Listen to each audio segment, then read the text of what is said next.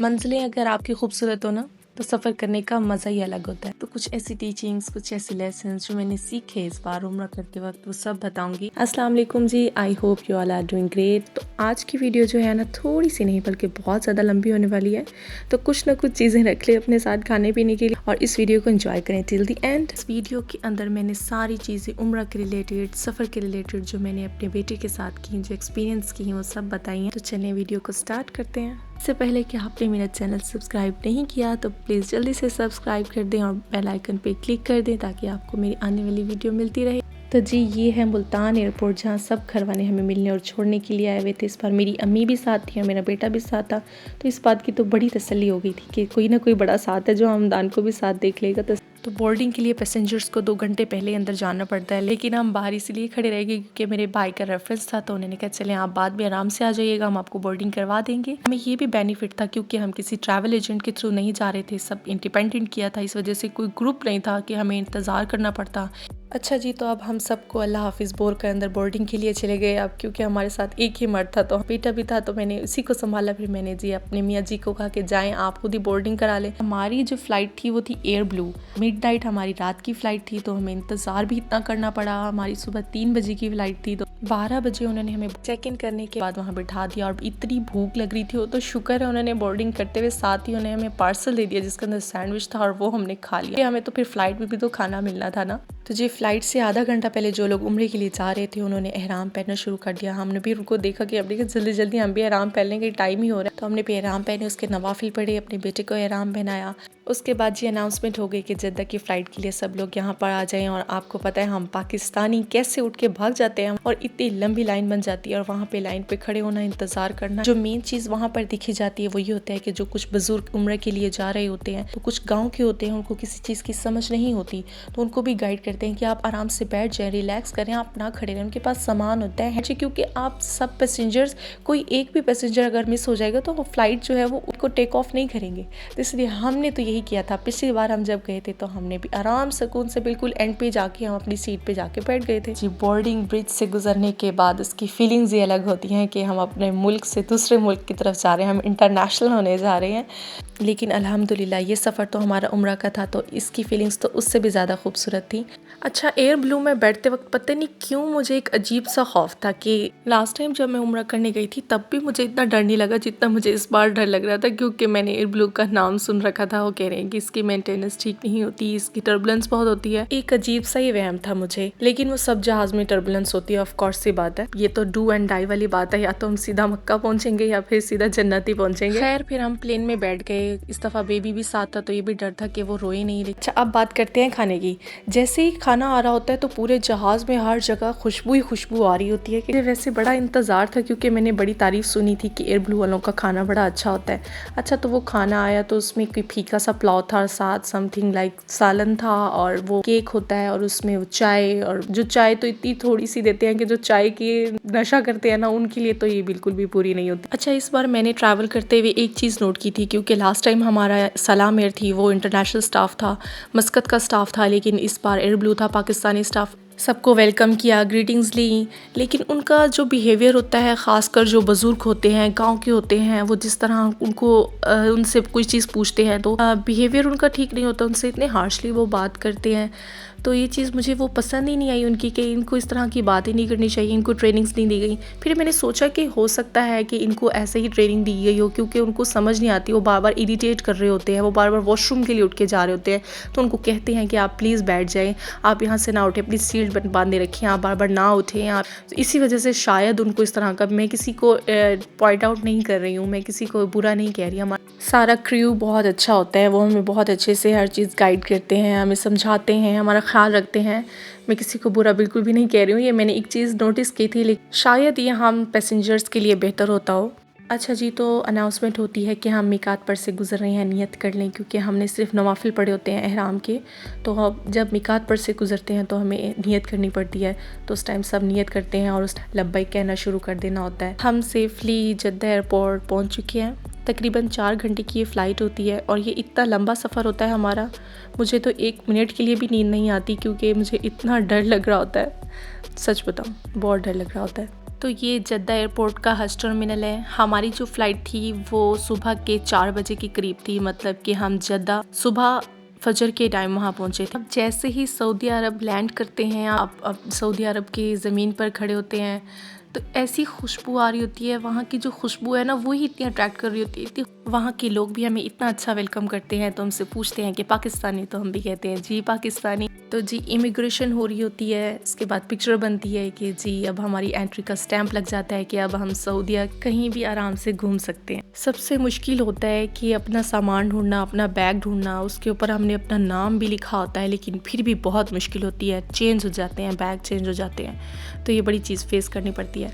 अच्छा जी, तो उसके बाद अब हम बाहर चले गए ट्रांसपोर्ट बस की तरफ कि जो हमें लेकर जाएगी मक्का की तरफ। क्योंकि इस बार हम ग्रुप के साथ तो नहीं थे, तो हमें किसी का भी वेट नहीं करना पड़ा, वरना तो पूरी बस जब वो कहते हैं कि फुल हो जाएगी, हमें इतना इंतज़ार करना पड़ता है वही बस में बैठकर। और इतनी शदीद गर्मी होती है, वो बस में चले एसी चल रहा होता है, वो पूरी बस को भरते हुए पूरा फुल होते कितने घंटे लग जाते हैं। और वो इतना स्लो चलाते हैं कि फिर हमें पहुँचाते हैं वो 2 घंटे तक। बाहर तो फिर हमें किसी का भी वेट नहीं करना पड़ा, हम बस की तरफ गए, हमने उनको अपना वाउचर दिखाया तो उन्होंने हमें बस पे बिठा दिया। कोई 10 से 15 लोग ही बैठे थे, तो उन्होंने बस स्टार्ट कर दी और हम सिर्फ घंटे के अंदर मक्का में एंटर हो चुके थे। जी बस ने हमें होटल के पास पहुंचा दिया था और हमने ऑनलाइन बुकिंग करवा ली हुई थी, क्योंकि हमने इंडिपेंडेंट ही किया था, सब कुछ से खुद से ही किया था। तो हमारा कोई एजेंट नहीं था जो हमें इंतज़ार करना पड़ता हमें कौन सा कमरा मिलेगा। बहुत इंतज़ार करना पड़ता है। लास्ट टाइम भी जब हमने किया था तो इतनी देर हम लोग बाहर खड़े रहे, वेटिंग एरिया में बैठे रहे। सामान ऐसे बिखरावा पड़ा रहता है, एहराम पहनना होता है तो फ़ौरन उम्रा करना पड़ता है। खैर होटल में अपना सामान रखने के बाद सबसे पहले तो हमने खाना खाया, क्योंकि खाना खाना बहुत ज़रूरी होता है। आपने इतनी मेहनत मशक्क़त करनी होती है उम्रा की, और उसके लिए ये है कि आप पेट भर के अच्छी तरह खाना खा कर जाएँ। तो तलबिया पढ़ते हुए आप हरम की तरफ जाते हैं, और जैसे जा रहे होते हैं आपकी हार्ट बीट इतनी तेज़ हो रही होती है। तो आप सबको पता है कि जो फर्स्ट नज़र होती है ना, कहते हैं कि जो पहली नज़र में जब आप खाना काबा को देखते हैं ना, तो जो दुआ मांगते हैं वो पूरी होती है। मेरा जो एक्सपीरियंस था ना खाना काबा को पहली नज़र देखने का, जो मेरा एक्सपीरियंस पिछले का था और जो मैंने इस बार देखा, वो ये था कि मेरे ना ऐसे लग रहा था कि जैसे मेरे जिस्म से ना रूह निकल गई है। आप खाना काबा को पहली नज़र देख के जो दुआ मांगना चाह रहे होते आप मांग ही नहीं सकते। आप दुआ मांगना भी चाहेंगे ना तो भी आप नहीं मांग सकते, यकीन करें। इतना जलाल, इतनी शान शौकत वाला जो है ना खाना काबा है,